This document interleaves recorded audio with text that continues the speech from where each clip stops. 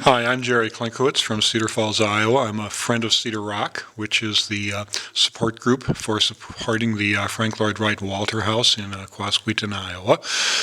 We've seen the house tonight, I think in its evening splendor, with a full moon above and candlelight all throughout the grounds.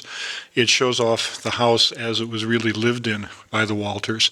It was built in 1950 as their summer home. They lived in it pretty much the months that it's open to the public now, which is May through October. Lowell Walter was a native of this area, grew up here, went to college in Des Moines, started a road building company down there, very similar to what today we call asphalt. Made so much money he was able to retire at age 50 and have Frank Lloyd Wright build him this summer home, retirement home up here on the Quasqueton River. It's one of Frank Lloyd Wright's modern homes.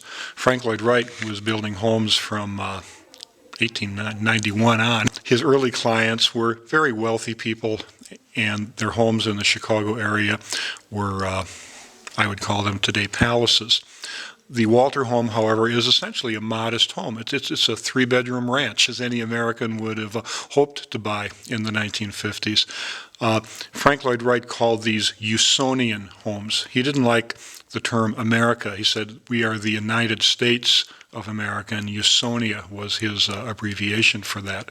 A Usonian home was meant to be a house in which you emphasized just the pleasure of being in your living room with a small workspace nearby, not a kitchen, a workspace. The idea was to get you in the living room and then out into the countryside as quickly as possible, and so you'll see an open plan around you, beautiful views of the Wapsipinicon River, and just an invitation to get up in the morning, get out of your rather small bedroom, come down, have a wonderful breakfast in your garden room overlooking the river, and then get out and enjoy life. Come down to the boathouse, get out the boat, do some fishing on the river, do some hunting in the hills around here. It was just a very, very pleasant place to live.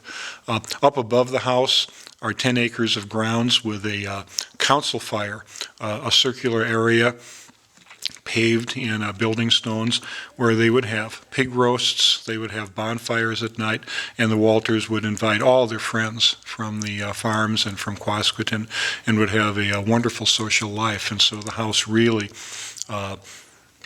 was built with this type of social living in mind.